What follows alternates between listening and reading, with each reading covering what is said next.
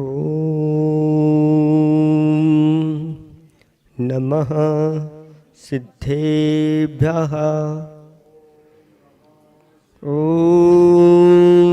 नमः सिद्धेभ्यः। ॐ नमः सिद्धेभ्यः।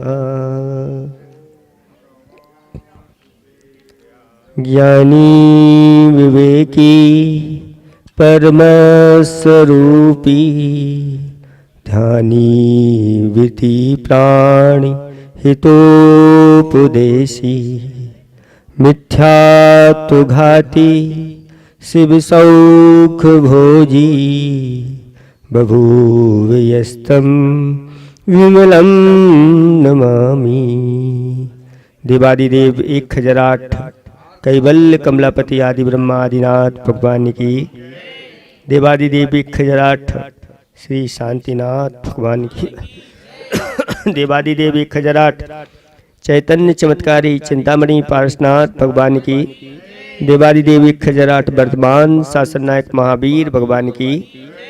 परम उपकारी परम पूज्य 108 आचार्य प्रवर गुरुवर श्री विद्यासागर जी महाराज की। परम पूज्य 108 नवाचार्य श्री समय सागर जी महाराज की। 3 कम 9 करोड़ मुनिराजों की।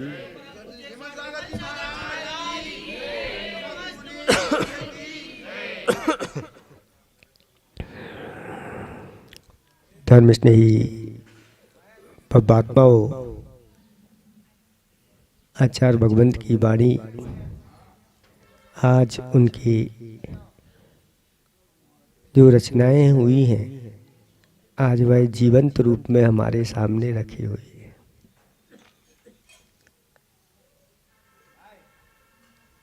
एक दोहा गुरुदेव ने लिखा था, चेतन में ना भार है, चेतन की ना छाँव, चेतन की फिर हार क्यों, भाव हुआ दुर्भाव। हमारा जो चेतन है एक ऐसा है, वेटलेस है, भार रहित है। आत्मा कितने ग्राम की है, कितने किलो की है, कितने टन की है, कितने मन की है,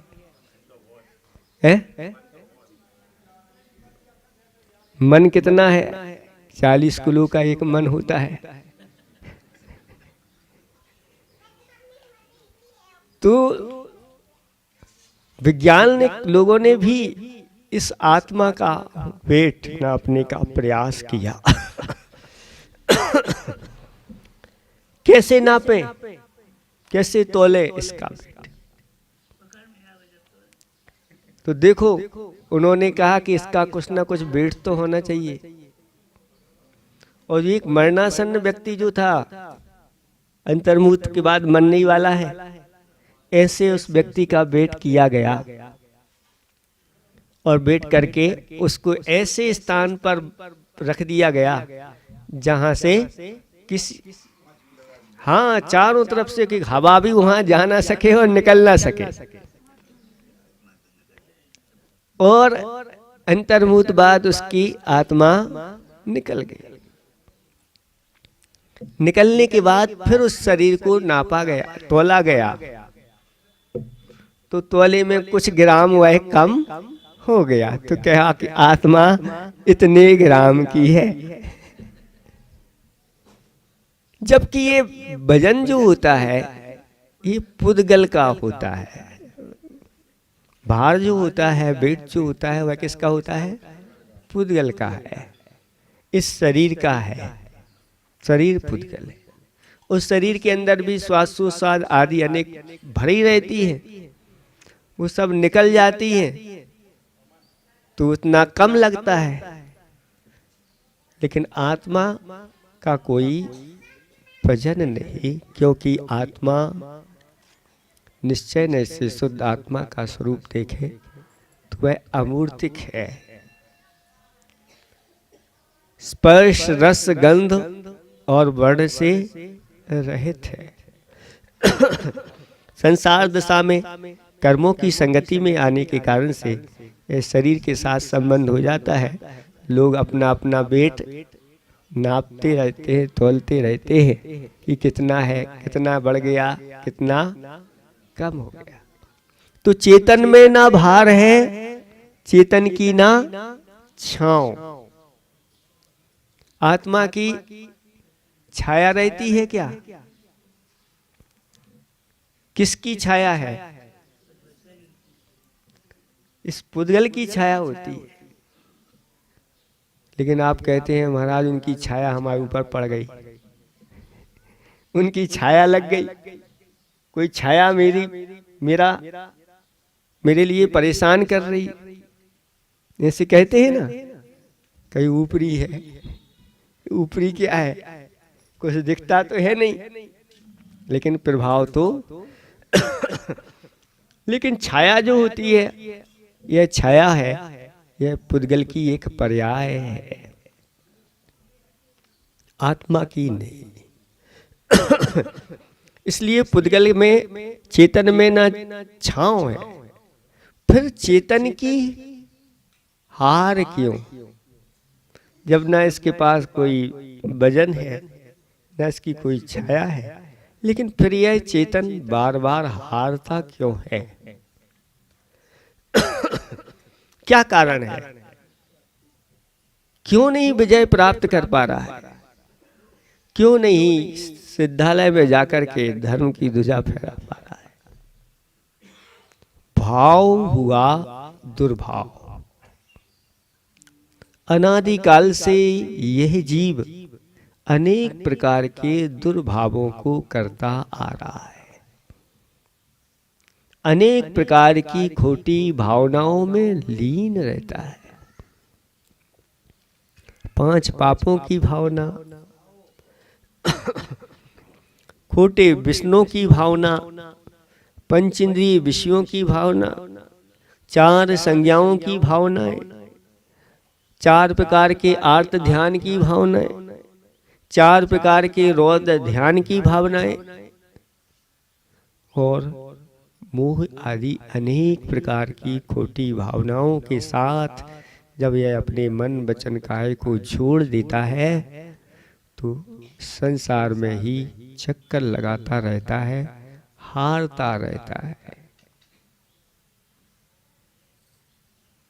इसलिए हमारे आचार्य भगवंतों ने कहा कि हे बब्बात्माओं, इस संसार से पार होना चाहते हो तो 12 भावनाओं का चिंतन करो। यही वास्तविकता बताने वाली है। संसार की वास्तविकता इन 12 भावनाओं में छिपी हुई है। पहली कौन सी भावना है? अनित्य भावना है। अनित्य का अर्थ क्या होता है? धन, यौवन और जीवन। कैसा है? अनित्य है, क्षण भंगुर है, बिजली के कौंद के समान, कमलनी के पत्ते पर पड़ी हुई बूंद के समान, जल में उठने वाले बुलबुले के समान, शरद ऋतु के मेघ के समान क्षण भंगुर है। किस समय क्या हो जाए कोई भरोसा नहीं। इसलिए अच्छे अच्छे जो कार्य हैं उनको कर लेना चाहिए। शुभस्य शीघ्रम, जितने जल्दी हो जाए। आज अच्छी है, सुरक्षा है, सब कुछ है, कर लो। कल का कोई न कल का भरोसा है, न पल का भरोसा है, न नल का भरोसा है। कब आ जाए, कब उधर से बंद हो जाए तो चले जाए। ये कोई भरोसा नहीं इन जीवन इन सब चीजों का। इसलिए हमने कहा था भाई एक दिन पहले ही कर लो भगवान का ऊपर का अभिषेक, दूसरे दिन भी कल अगर कह देते कि हमारे पास हैं यहाँ नीचे करने वाले तो नीचे भी कल हम करा देते तो वो रह नहीं जाते। लेकिन हमसे कहा ही नहीं कि यहाँ बैठे हैं हम भी महाराज, हम नीचे भी करने के लिए तैयार हैं। हम तो तीनों दिन अगर तैयार होती तो तीनों दिन करा देते।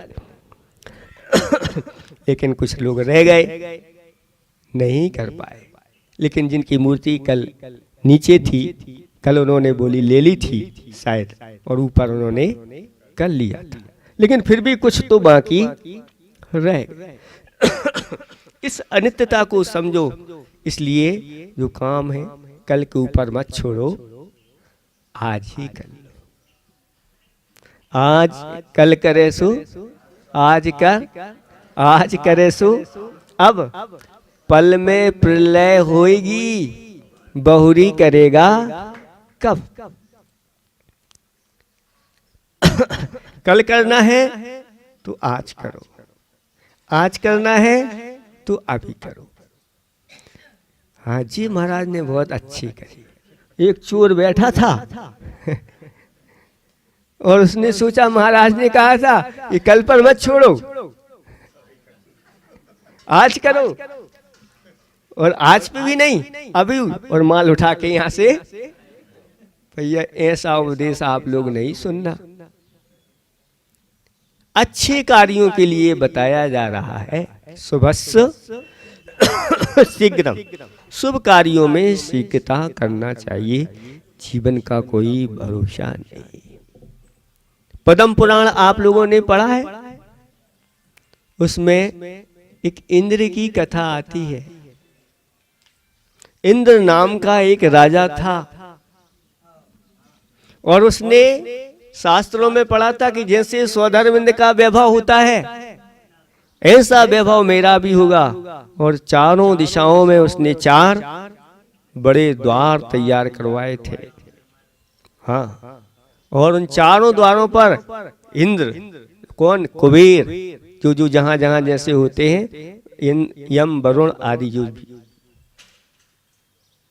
उसने, और उसने जैसा इंद्र का वैभव होता है वैसा ही उसने सब पूरा तैयार करके रखा था।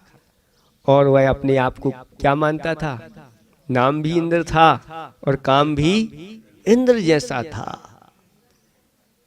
लेकिन रावण ने जब उसके ऊपर चढ़ाई की और उसको जीत लिया, तब उसकी समझ में आ गया। वो कहता है, राजा राणा छत्रपति हाथ इनके असवार, मरना सबको एक दिन अपनी अपनी। और उसने वैराग्य धारण कर लिया कि ये सब कुछ अनित्य है। ये तो मनुष्यों का है। भले इंद्र जैसा वैभव मान रहा है अपना, लेकिन वह इंद्र भी एक दिन उसका वैभव भी छूट जाता है। एक दिन वह भी मरण को प्राप्त हो जाता है। अमर भी मरते हैं, अमर भी मरते हैं, फिर नर क्यों नहीं। जब अमर भी एक दिन उनकी आयु पूर्ण हो जाती है, अमर माने देवता, उनको अमर कहा। जब मरते हैं तो फिर उनको अमर क्यों कहा। अमर नहीं कहना चाहिए तो क्या मर कहे क्या। अमर इसलिए कहते हैं कि वो जल्दी नहीं मरते मनुष्यों जैसे। सागरों की उनकी आयु होती है, पल्लों में उनकी आयु होती है। और कम से कम अगर हो एक देव की आयु तो कितनी होती है, 10,000 वर्ष, इससे कम नहीं मिलना। इसलिए वह चिरकाल के बाद मरण को प्राप्त होते हैं, इसलिए अमर कहते हैं। लेकिन अमर भी एक दिन मर जाते हैं। देवों का वैभव भी एक दिन सब कुछ छूट जाता है। इसलिए इस अनित्य भावना को निरंतर अपने चित्त में रखना चाहिए। ये धन कब चला जाए कोई भरोसा नहीं, क्योंकि जब तक पुण्य है तब तक धन आपके साथ है, और जिस दिन धन या आपका पुण्य समाप्त हुआ, वो धन किसके पास चला जाए? चक्र है किसके पास? पिति नारायण के पास है। कब तक है? जब तक नारायण सामने नहीं आया है तब तक तो अपना है, और जिस दिन नारायण सामने आ गया तो नारायण कहता है आओ पहले हमसे। वो कहता है मैं तो 3 खंड का अधिपति हूं, मेरे पास चक्र है, अर्ध चक्री हूं, मेरा कोई कुछ बिगाड़ नहीं सकता। और दोनों की मुठभेड़ हो जाती है, और अर्ध पिति नारायण नारायण के ऊपर चक्र चलाता है, और वह चक्र नारायण की परिक्रमा करके और उनको सामने स्थिर हो जाता है। अब आप ही मेरे स्वामी हैं, अधिकारी हैं। पिति नारायण देखता रहता है, अब गए, और इधर से वह चक्र भेज देता है, और वही चक्र जिसका वह स्वामी था, स्वामी का ही वध कर देता है। क्यों?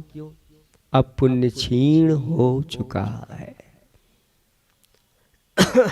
इसलिए निरंतर ऐसे धर्म और पुण्य का संचय करते चले जाना चाहिए। जब ऐसे महापुरुषों का भी पुण्य क्षीण हो जाता है तो फिर हम कहाँ लगते हैं? कौन से महापुरुषों में गिनती आती है? कब जीवन चला जाए, सब धन यही रखा रह जाएगा। अगर धन अपने हाथ से नहीं जाता तो जीवन चला जाता है, धन यही पड़ा रह जाता है।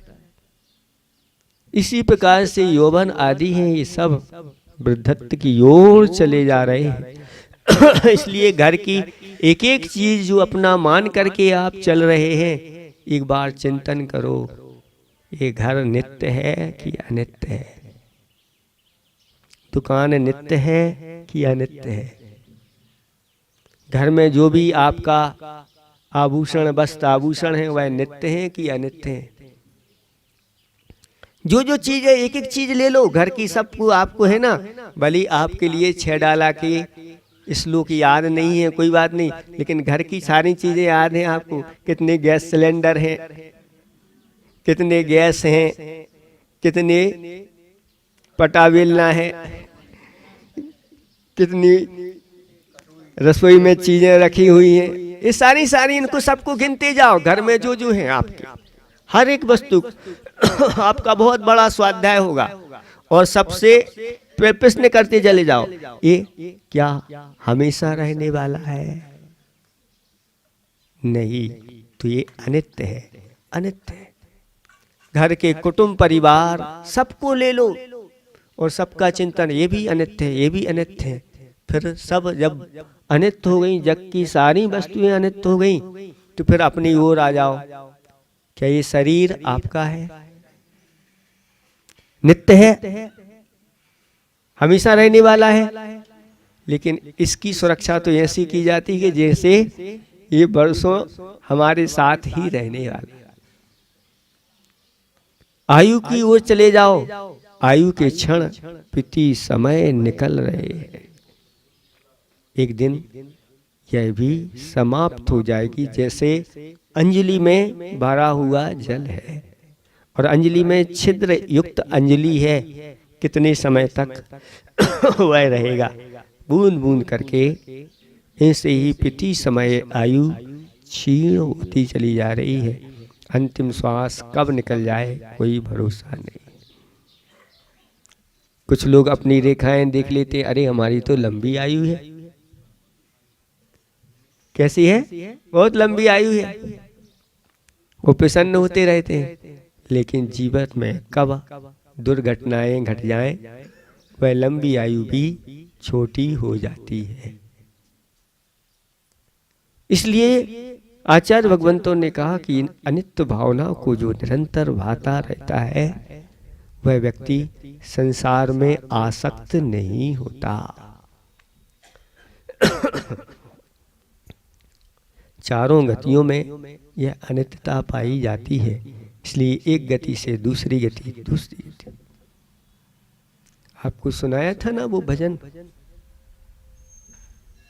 मन तू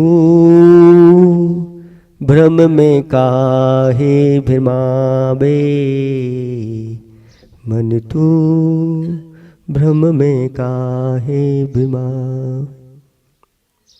आती मृत्यु जाता जीवन, रीते रहते सपने यौवन।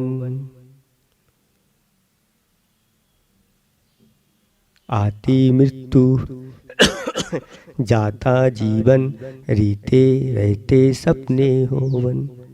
हर सावन का प्यासा पपीहा, एक बूंद तरसावे, मन तू भ्रम में काहे भ्रमावे। यह मन जो है ना भ्रमित हो जाता है और भ्रमण करता रहता है। फिर कहा माटी से लहरों से जो माटी आवे, उससे घर साहिल पे बनाए। लहरें आई ले गई माटी, काहे तू इठलावे, मन तू भ्रम में का। जैसे कोई पानी के बहाव से मिट्टी आई, किनारे पर थी, उसी किनारे पर उसी मिट्टी से किसी ने घर बना दिया और फिर बाढ़ आई तो ले गई माटी। ऐसे ही कर्मों की जब बाढ़ आती है तो इस मिट्टी को भी ले जाते। ऐसा ये संसार है। इसलिए बात्माओं निरंतर इस अनित्य भावनाओं को भाते रहो। और भी बहुत सारी भावनाएं हैं। कल से पंचम अध्याय 6 डाला का प्रारंभ होने वाला है और उसमें 12 भावनाओं का चिंतन है। इसलिए भूमिका हमने आज से ही बना दी। कल से तैयार रहना और एक एक भावनाओं को अच्छी तरह से समझना। अहिंसा परमो धर्म की